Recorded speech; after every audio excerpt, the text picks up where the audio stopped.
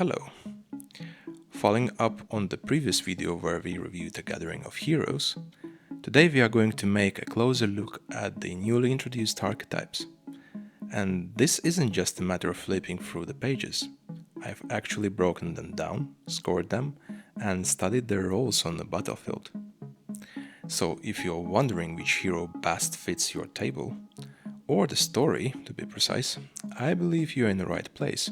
There are a total of 10 archetypes introduced by Joe McCullough, but almost none of them matches the typical RPG system classes we are so used to.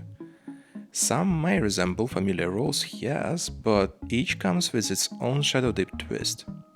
These archetypes are better seen as story-driven identities, and to truly understand them, it's more useful to classify them by what they do well, not by what label they might wear. To give structure to this deep dive, I've developed a custom scoring system built around 4 major roles: melee, ranged, magic, and support. Each archetype has been evaluated based on its base stats, trait synergies, equipment, spells, you name it. And all of this scored on a scale from 0 to 3, where 0 means incapable, wants some limited capability, to competent, and 3 fully specialized. Some aspects like traits are more critical than, for example, equipment access, mainly because traits tend to cost more and define long-term build. That's why each subscore has its own weight factor, and the final score is essentially the weighted average of all subscores. I completely understand this might sound a bit math-heavy, so for those of you interested in the calculation approach, I leave the link down below in the description after I, and here is a spoiler alert, release all the related videos. That way you can go through and see exactly how things were worked out. Now, since I have already mentioned, this turned out to be a lot of material for just one video. And I've split the analysis into 2 parts. In this first one, we'll be looking at the more independent archetypes, the ones that tend to operate best on their own, with a little to no mechanics supporting the wider team. This group turns out to be pretty wild, so let's start with the first one. The Red Hawk Knight is exactly what you expect from a hardened frontliner, a fully melee-focused keep. He starts with a fight stat of +3, which puts him among the top-tier combatants in the roster. But what pushes him even further are his traits: heavy armor proficient and deflect arrows, making him arguably the most defensively capable archetype in a gathering of heroes. He has no restrictions on weapons or armor, which means that you can outfit him however you like. There are pretty much 2 main options there: a 2-handed weapon for raw output, or a shield, leaning into a defensive role, especially when you consider a deflect arrows trait. When it comes to heroic abilities, the Red Hawk Knight is privileged. You get a wide selection of powerful melee options, plus 2 rare abilities, Flashing Blade and Quick Strike, giving you the chance to strike twice per turn. All of this brings his melee score to a solid 3, making him a dedicated fighter. However, everything comes at a cost. When it comes to ranged combat, just forget it, no missile weapons here. Same goes for magic, he's forbidden from becoming a spellcaster, just pure cold steel. So we get flat 0 for both ranged and magic. Now, in terms of support, there are glimpses of utility. Call to action and distraction heroic abilities allow him exert slight battlefield control. He also carries the Save the Child trait, which, while really rare and scenario dependent, can reward you with the bonus experience during plays. He can also bring a squire companion, a loyal sidekick who can carry an extra weapon and perform weapon swaps. But that's pretty much it. Alright, skill-wise I need to make a small detour here.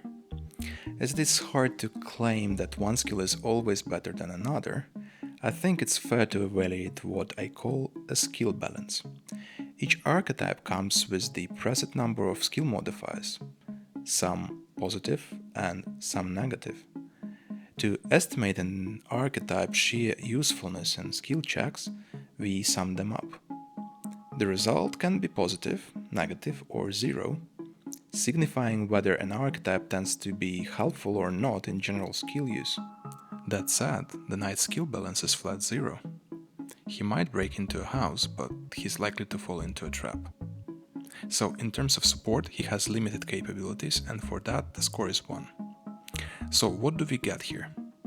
Whether you lean into a tank role with the shield, or swing big with a two-hander, the Rackhawk Knight is all about being in the fight and staying there. Alright, let's move on. The River Shark is a nimble, aggressive skirmisher, built for motion, not armor. It brings a touch of nautical flavor and a lot of knives. In melee, they are deceitfully powerful.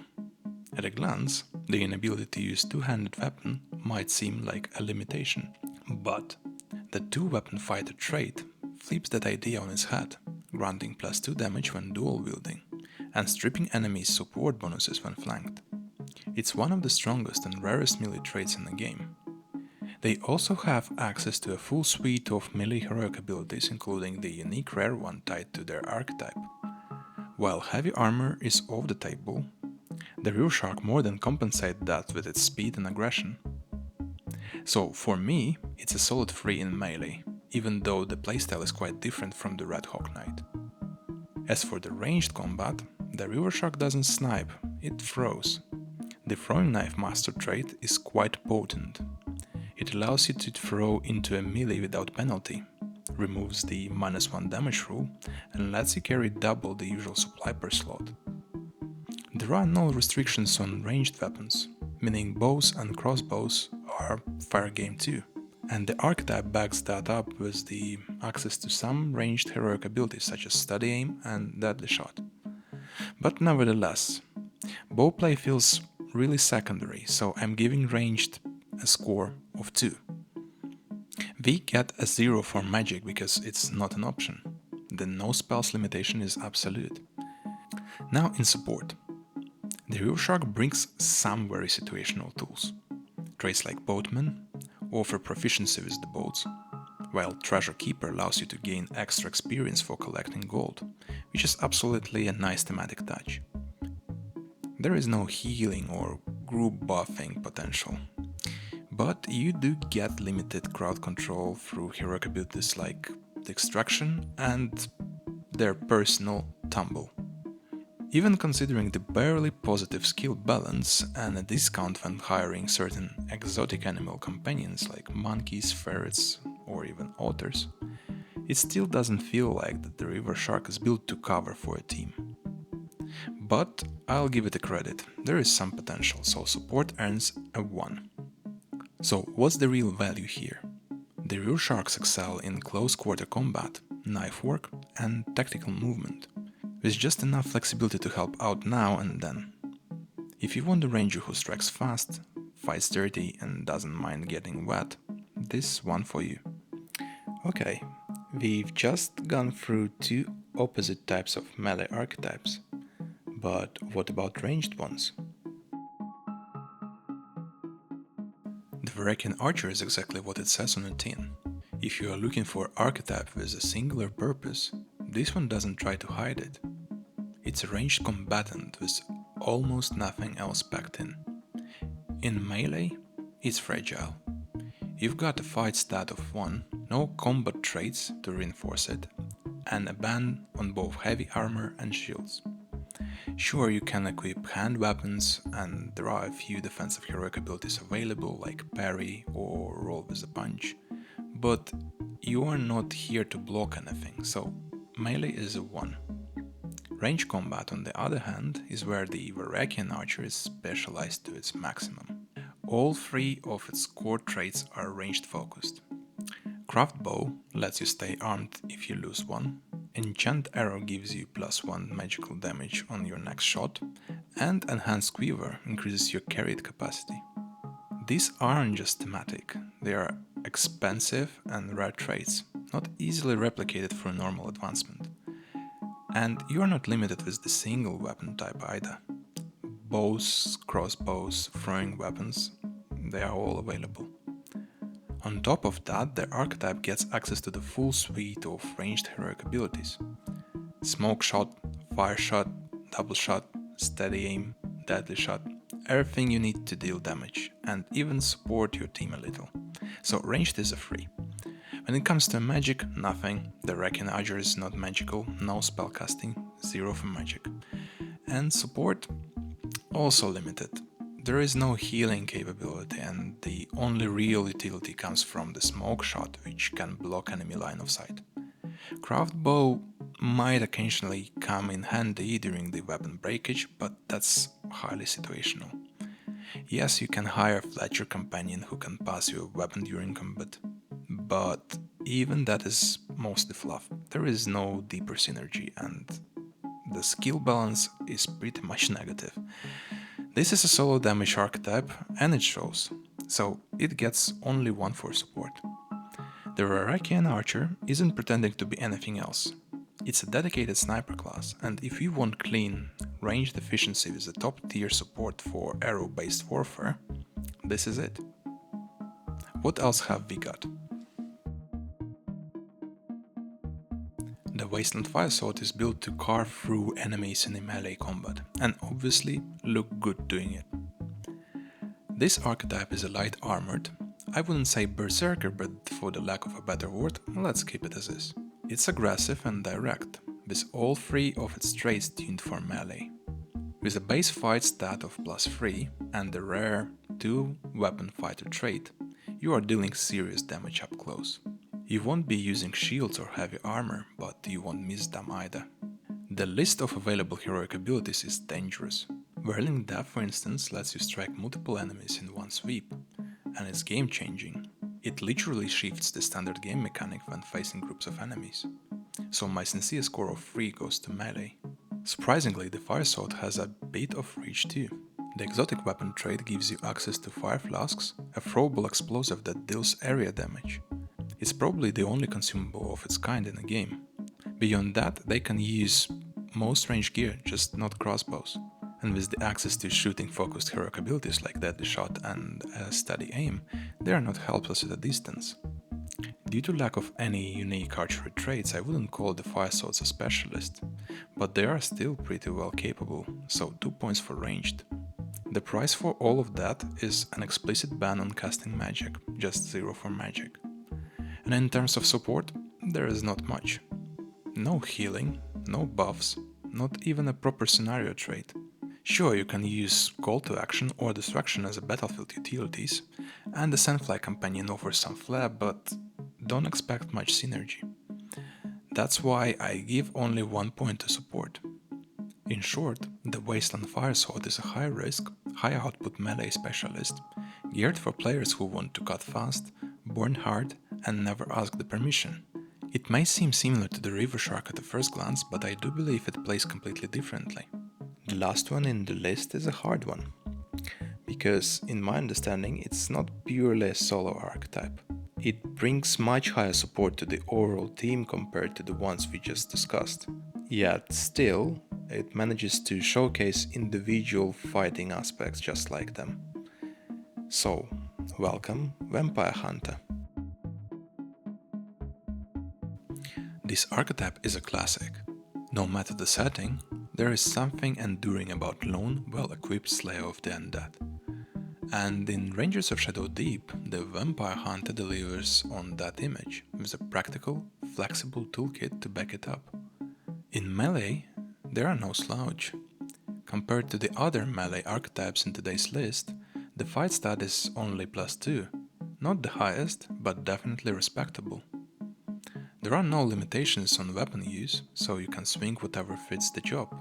The Blood Price trait gives you a conditional bonus. You can take 1 point of damage, and your next attack against the undead creature becomes magical and deals +1 damage as well. In terms of heroic abilities, the Vampire Hunter has access to a modest pool of offensive and defensive melee tools. You won't see the variety of a dedicated frontline fighter, but you get what you need to survive and press the attack. So they're pretty capable, that's a 2 for melee. At the range, things get more specialized. The hand crossbow trait is unique. It It gives access to a one-handed ranged weapon that deals +2 damage and works at mid-range. With no restrictions on ranged weaponry, you are free to equip longbows, crossbows and throwing knives if needed. While the ranged focus heroic ability list is on the shorter side, the gear and traits more than carry the role, so that's a solid 2 for ranged. In terms of magic though, there is nothing there. No wands, no crystals, no staffs, and no offensive magic to speak of, so we go with 0 for magic. Support is where things get interesting. While Vampire Hunter doesn't cast the offensive spells, they do have a few utility spells to choose from, unlike the archetypes we've covered so far. There is no healing, but Vampire Hunter has a surprisingly deep toolbox for buffs and control. Each of these spells can only be taken once, but the options are there.